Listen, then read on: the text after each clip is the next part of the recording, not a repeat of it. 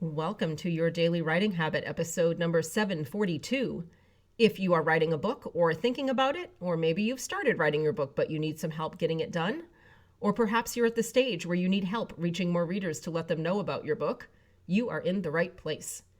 Good morning. Happy Tuesday, everyone. I'm your host, Christine Whitmarsh. If you're looking for me online, look for Christine Inc., like that stuff we write with.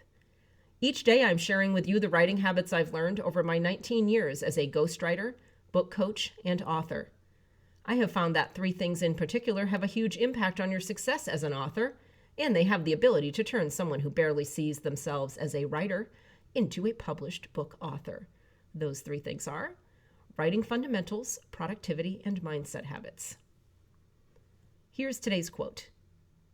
You don't start out writing good stuff. You start out writing crap and thinking it's good stuff, and then gradually you get better at it. That's why I say one of the most valuable traits is persistence. Octavia E. Butler. And once again, good morning, everyone. Happy Tuesday. And I'd like to share a personal story with you today. And don't worry, there will, as always, be a lesson for you all to apply to your book writing at the end. I published my first book in 2007. The title was One Citizen's Words. But before you go looking for it, let me stop you right there. It is no longer available for purchase. And as you're about to find out, that's probably a good thing. Trust me, you'd probably thank me if you read it. But before we get to that, here's some backstory on why this book even existed in the first place.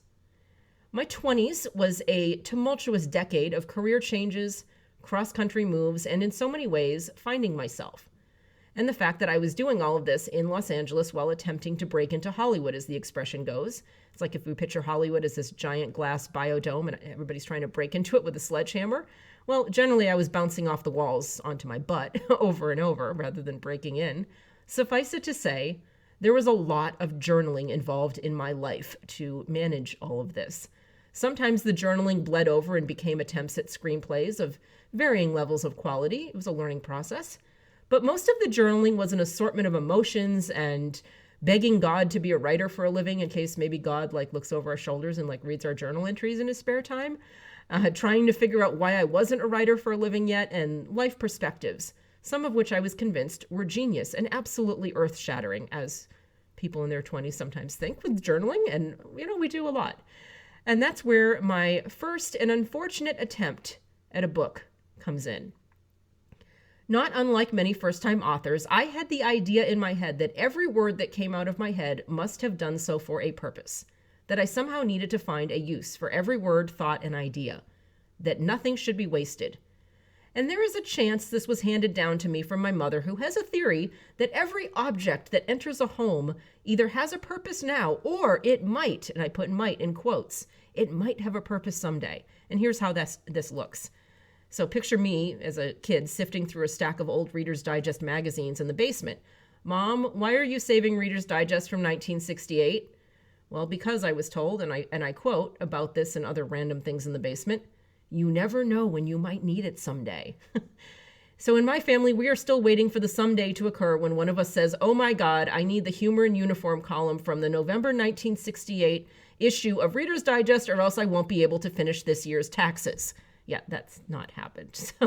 So once again, flashing forward or backward from now, depending on where you are in this story, to my idea as a first-time author that every piece of literary brilliance that ever emerged from my brain must have a use.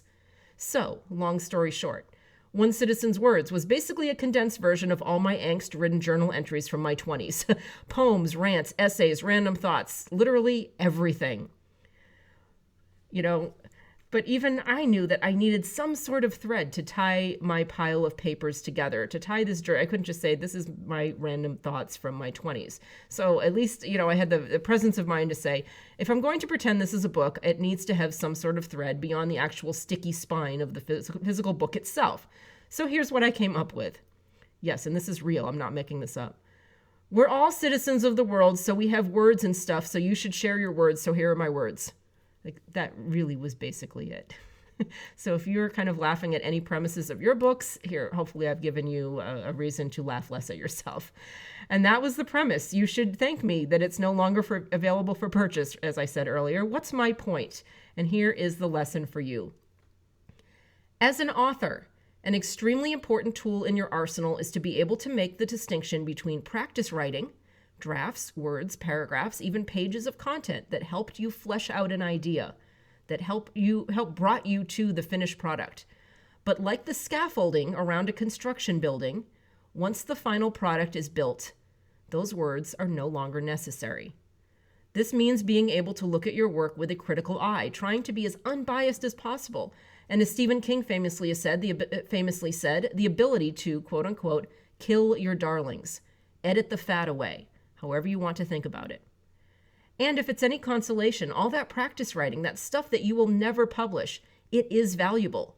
But the distinction is this: it's valuable for you, maybe not so much the rest of the world. It's the stuff that has made you a better writer, the author that you are today.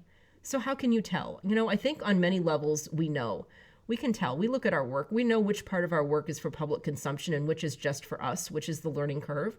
But when in doubt, it also helps to have trusted writing buddies, whether for accountability or situations like this, where you need a gentle, trusted, and honest assessment of your work. And if not writing buddies, there are always coaches like me and editors and other people in the publishing industry available for professional analysis services. The point is, none of this is a bad thing. You didn't fail as an author because every single word of your work didn't get published. There are many authors, famous ones, throughout history who had drawers full of unpublished works. Those were the stepping stones to their eventual published works of awesomeness, of genius, the things that made them notable. It's all part of the process. #AuthorLife. Thank you for joining me here on Your Daily Writing Habit, where I am helping you write and finish writing an awesome book. And please drop by my Inc. Authors group on Facebook and let us know how we can support you, just in life generally, but certainly around the writing of your book. Thank you so much, and until tomorrow, happy writing.